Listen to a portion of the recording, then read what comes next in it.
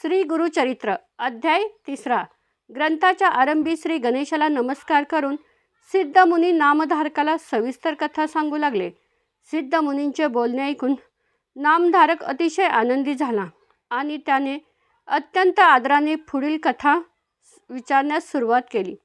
नामधारक म्हणतो, हे सिद्धमुनी, तुमचा जय जयकार असो. या संसाररूपी भवसागरातून पहिल्या तीरावर नेणारे तुम्हीच आहात. माझ्या मनात शंका आणि संभ्रम होता, तो आज तुम्ही तुमच्या मार्गदर्शनाने पूर्णपणे दूर केला आहे. हे स्वामी, तुम्ही मला श्रीगुरूंचे असे दिव्य महात्म्य आणि ज्ञान सांगितलेलं आहे की त्यामुळे माझे मन अत्यंत आनंदी झाले आहे. तुमच्या या कृपेमुळे, तुमच्या धर्माचरणामुळे मला खरा मार्ग सापडला आहे. नामधारक कृतज्ञतेने सिद्धमुनींच्या चरणावर डोकं ठेवतो आणि विचारतो, स्वामी, तुमचं निवासस्थान कोठे आहे? तुम्ही रोज कुठे भिक्षा मागता किंवा अन्न ग्रहण करता? आता मी तुमचा हक्काचा दास झालो आहे. मला तुमच्या सेवेत घ्यावे. शिष्याची अशी अनन्य भक्ती पाहून सिद्धमुनींना अत्यंत दया आली. त्यांनी प्रेमाने आणि कृपेने आपल्याला शिष्याला कवेत घेतलं, त्याला आशीर्वाद दिला आणि पुढे श्री गुरुचरित्र सांगण्यास सुरुवात केली. हे श्री गुरुचरित्र म्हणजे केवळ एक कथा नसून अमृतासारखं आहे. जो कोणी अत्यंत व्याकुळतेने किंवा मनापासून याची इच्छा धरतो, त्याच्या मनातील सर्व इच्छा हे गुरुचरित्र ऐकल्याने ताबडतोब आणि पूर्णपणे पूर्ण होतात. श्री गुरुचरित्र हे या लोकात भोग, सुख आणि परलोकात मुक्ती देणारे आहे. आमच्यासाठी तर हे गुरुचरित्र वाचणे म्हणजे रोज अमृत पिण्यासारखं आहे. या पवित्र ग्रंथामध्ये सर्व काही सामावलेलं आहे. म्हणूनच मी तुला हा मार्ग दाखवलेला आहे. ज्यांना संपत्तीची गरज आहे त्यांनी या कथेच्या श्रवणाने कधीही न संपणारे धन लाभते. ज्यांना संतती हवी आहे त्यांना उत्तम संतती आणि समृद्धी मिळते. ही कथा ऐकल्याने तात्काळ आत्मज्ञान आणि सिद्धी प्राप्त होते. माणसाच्या मनात ज्या काही चांगल्या इच्छा असतील त्या अगदी कमी वेळात पूर्ण होतात आणि अपत्य नसलेल्यांना गुणवान पुत्र प्राप्ती होते. घरातील ग्रहांची पीडा, अनिष्ट दशा किंवा कोणतेही मोठा आजार या कथेच्या प्रभावाने कधीही त्रास देत नाही. ज्याप्रमाणे मंत्राने सर्पाचे बंधन सुटते, त्याप्रमाणे माणसाची सर्व संकटे आणि बंधने ही कथा ऐकताच त्वरित नष्ट होतात. ही कथा पूर्ण विश्वासाने ऐकणारे मनुष्य ज्ञानवान होतात आणि त्यांना दीर्घायुष्य लाभतं. इतकंच नाही तर ब्रह्महत्येसारखी महापापेसुद्धा एकाग्र चित्ताने आणि श्रद्धेने हे गुरुचरित्र ऐकल्यास पूर्णपणे जळून भस्म होतात. गुरुचरित्राचे हे अद्भुत फळ ऐकल्यानंतर त्या क्षणी सुसंस्कारी नामधारक अतिशय भावुक झाला. तो सिद्धमुनींना विनवणी करू लागला, हे स्वामी, हे गुरुमाऊली, मला या संसार सागरातून तारा, माझा उद्धार करा. मला असं वाटत आहे की साक्षात जगताचा प्रकाश असलेले गुरुमूर्तीच आज मला भेटले आहेत.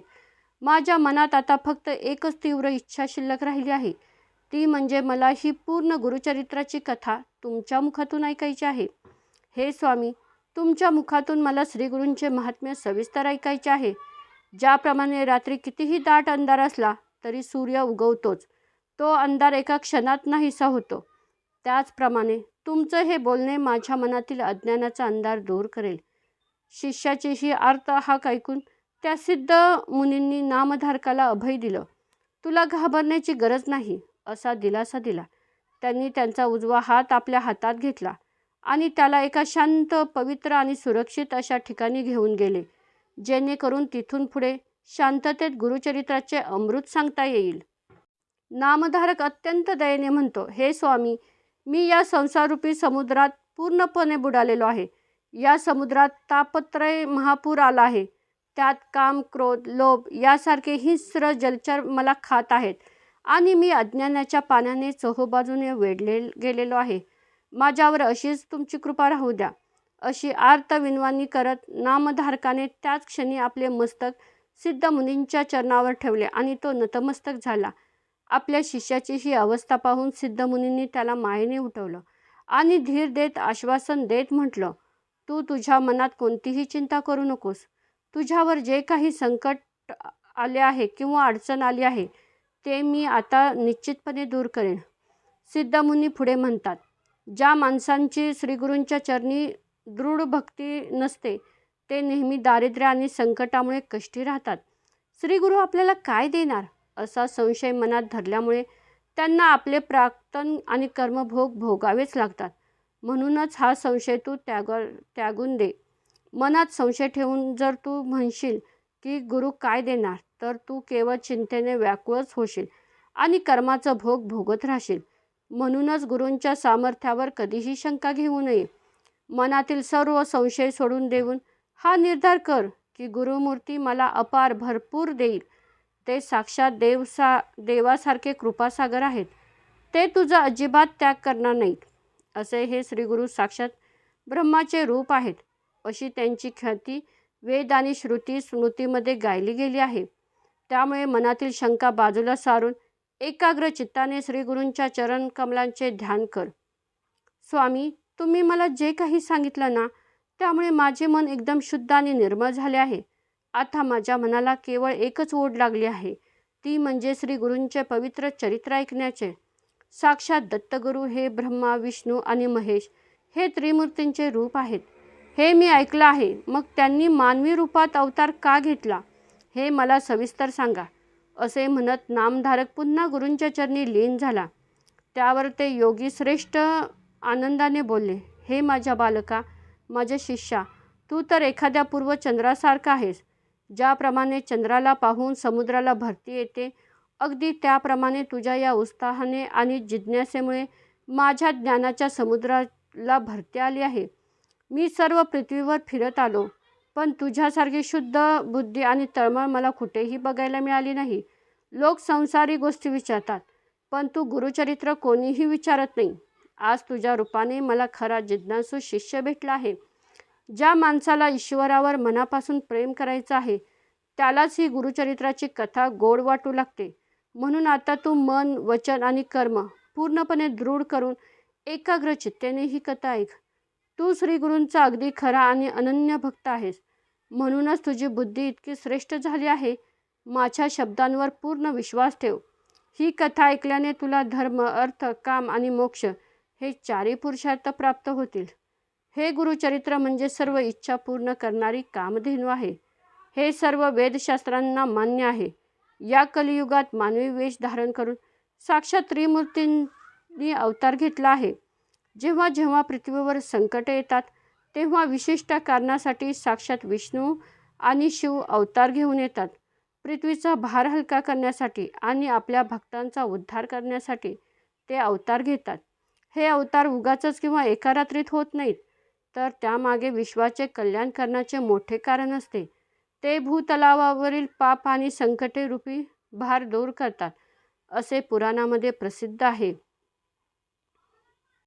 अंबरीश राजासारखा परमभक्तांसाठी आणि त्याच्या एकादशीचे व्रताचे रक्षण करण्यासाठी साक्षात विष्णूला सुद्धा पृथ्वीवर अवतार घ्यावे लागले होते. भक्तांच्या भक्तीसाठी देव नेहमीच धावून येतात. जो मनुष्य एकादशीचे व्रत अत्यंत दृढतेने आणि निश्चयाने करतो, घरी आलेल्या अतिथींची सेवापूजा करतो आणि अखंड काळासाठी हरीचं चिंतन करतो, त्याच्या पाठीशी भगवान नेहमी उभे राहतात. अंबरीश राजाच्या एकादशी व्रताचा आणि व्रत सोडण्याचा दिवस होता. नेमकं त्याच द्वादशीच्या दिवशी राजाच्या व्रताचा भंग करण्यासाठी किंवा त्याची परीक्षा घेण्यासाठी परमकोपिष्ट दुर्वास ऋषी तेथे पाहुणे म्हणून आले. त्या दिवशी द्वादशी तिथी संपायला केवळ एकच घडी शिल्लक होती. अशा ऐनवेळी आलेल्या अतिथीला पाहून राजा अंबरीशच्या मनात प्रचंड भीती निर्माण झाली होती. आता हे पारणे वेळेत कसं पार पाडणार? दुर्वास ऋषींना आपल्या दारात आलेलं पाहून राजा अंबरीशने पुढे होऊन त्यांना नम्रपणे वंदन केले. त्यांचे पाय धुवून अर्घ्य देऊन अत्यंत आदराने आणि विविध उपचारांनी त्यांची शास्त्रोक्त पूजा केली. पूजेनंतर राजाने दुर्वास ऋषींना विनंती केली, हे मुनिवर्य, आपण कृपया लवकर स्नानासाठी नदीवर जावं, कारण द्वादशीची वेळ संपायला अवघी एकच घटका उरली आहे. राजाने त्यांना वेळ पाळण्याचे महत्त्व सांगून स्नानांचे अनुष्ठान उरकून घेण्याची विनंती केली. राजाची विनंती ऐकून दुर्वास ऋषी नदीवर गेले आणि तिथे जाऊन विधीनुसार आपले अनुष्ठान व स्नान करू लागले. परंतु त्यांना तिथे मुद्दाम किंवा सहजपणे उशीर झाला आणि इकडे राजाकडे पारणे सोडण्याची ती अगदी शेवटची वेळ येऊन ठेपली. व्रतभंग होईल. जर द्वादशीची वेळ निघून गेली तर व्रतभंग होईल या भीतीने राजा अंबरीषने ऋषींची वाट न पाहता केवळ विष्णूचे तीर्थप्राशन करून आपले पारणे तात्पुरते सोडले. मात्र ऋषींसाठी त्याने विविध प्रकारच्या पक्वानांचा स्वयंपाक तयार करून ठेवला होता. तेवढ्याच दुर्वास ऋषी स्नानाहून परत आले. राजा अंबरीषच्या चेहऱ्याकडे पाहताच त्याने आधीच पारणे केले आहे हे अंतर्ज्ञानाने ऋषींच्या लक्षात आलं. ते क्रोधाने लाल झाले आणि ओरडले, "अरे दुरात्म्या राजा, अतिथी घरात येऊन उपाशी असताना त्याची वाट न पाहता तू आधीच भोजन कसं काय केलंस?" अत्यंत क्रोधाने भरलेल्या दुर्वास ऋषींनी त्या क्षणी राजा अंबरीषला भयंकर शाप दिला की तुला सर्व योनींमध्ये जन्म घ्यावा लागेल. ऋषींनी शाप देताच भक्तांचा कैवारी असलेला साक्षात भगवान विष्णू तिथे प्रकट झाले आणि राजाच्या जवळ येऊन उभे राहिले. ऋषींचे वचन कधीच खोटं ठरत नाही. त्यामुळे महाविष्णूंनी स्वतः पुढे होऊन दुर्वास ऋषींचे पाय धरले. कारण त्या महाविष्णूंचे ब्रीदवाक्य भक्तांवर लेकरासारखे प्रेम करणारे असे आहे. भगवान विष्णू दुर्वास ऋषींना म्हणाले, "हे ऋषीवर्य, तुम्ही माझ्या निस्तीम भक्त असलेल्या अंबरीषला शाप दिला आहे, पण मी माझ्या दासाचे रक्षण करायला बांधील आहे. म्हणून हा शाप तुम्ही अंबरीषऐवजी मला द्या, तो मी स्वतः भोगेन." दुर्वास ऋषी हे अत्यंत ज्ञानी आणि श्रेष्ठ ऋषी होते. ते स्वतःला ईश्वराचा अंश मानले जातात. त्यांनी विष्णूची ही भक्ती पाहून ओळखले की पुढे पृथ्वीचा भार हलका करण्यासाठी विष्णूंना अवतार घ्यावेच लागणार आहे. त्यालाच हे कारण ठरेल. जगाच्या कल्याणासाठी आणि पृथ्वीवरील राक्षसांचा संहार करून भूमीचा भार हलका करण्यासाठी विष्णूंना पृथ्वीवर जावेच लागणार आहे. म्हणून ऋषींनी विष्णूला तो शाप दिला, ज्याचा उपयोग पुढे अवतारांसाठी झाला. आपल्या मनात असा विचार करून दुर्वास ऋषी विष्णूला म्हणाले, "ठीक आहे, तुम्ही स्वतः पृथ्वीवर मानवी रूपात अवतीर्ण व्हावे आणि वेगवेगळ्या युगात वेगवेगळ्या ठिकाणी जन्म घ्यावे." अशा प्रकारे भगवान विष्णूंचे पृथ्वीवरील 10 अवतार झाले, जे तू कधीतरी तुझ्या कानाने निश्चित ऐकले असतील. महाभागवत या ग्रंथात या अनंत रूप धारण करणाऱ्या नारायणाच्या दशावतारांचे सविस्तर वर्णन केले आहे. हे देवाचे अवतार विशिष्ट हेतूने किंवा कारणाने होत असतात. कधी ते सर्वांसमोर उघडपणे होतात तर कधी गुप्तपणे हे कार्य करतात. हे रहस्य केवळ ब्रह्मज्ञानी लोकच समजू शकतात. सर्वसामान्य किंवा मंद बुद्धीच्या माणसांना हे कळत नाही. सिद्ध मुनी पुढे म्हणाले, "आता मी तुला आणखीन एक अत्यंत अद्भुत आणि सहज घडलेली आनंददायी कथा सांगतो. अत्री ऋषींची पत्नी अनुसया ही सर्व पतिव्रता महिलांमध्ये सर्वश्रेष्ठ मानली जाते. तिच्याच घरी साक्षात त्रिमूर्तींचा जन्म झाला. देव तिची परीक्षा घेण्यासाठी कपट वेश धारण करून आले होते, पण शेवटी तिच्या पतिव्रत्याच्या प्रभावाने ते तिचेच लहान पुत्र बनले." हे ऐकल्यावर नामधारकाने अत्यंत उत्सुकतेने सिद्धमुनींना विचारले, "स्वामी, तुम्ही मला ही अद्भुत आणि लीलांनी भरलेली कथा सांगितली ती कृपया मला सविस्तर सांगा." भीमा आणि अमरजा नदीचा संगम हा जणू ज्ञानमार्गावरील प्रवाशांसाठी मुख्य विसावा आहे. ज्याप्रमाणे कल्पवृक्षाखाली किंवा पवित्र औदुंबर वृक्षाखाली बसून ज्ञानोबा ज्ञानाचा उपदेश करतात, अगदी त्याप्रमाणे हे पवित्र स्थान आहे. सिद्ध मुनींचे हे अद्भुत आणि गहन बोलणे ऐकून नामधारक मनातून अत्यंत आनंदित झाला. तो कृतज्ञतेने आणि अत्यंत करुणामय भक्तिभावाने भरलेल्या शब्दांनी प्रत्येक क्षणाला सिद्ध मुनींच्या चरणी वारंवार नमन करू लागला. नामधारक सिद्ध मुनींना अत्यंत उत्सुकतेने विचारतो, "स्वामी, ते तिन्ही देव कपटवेश धारण करून आता अनुसयेची परीक्षा घ्यायला का आलेत?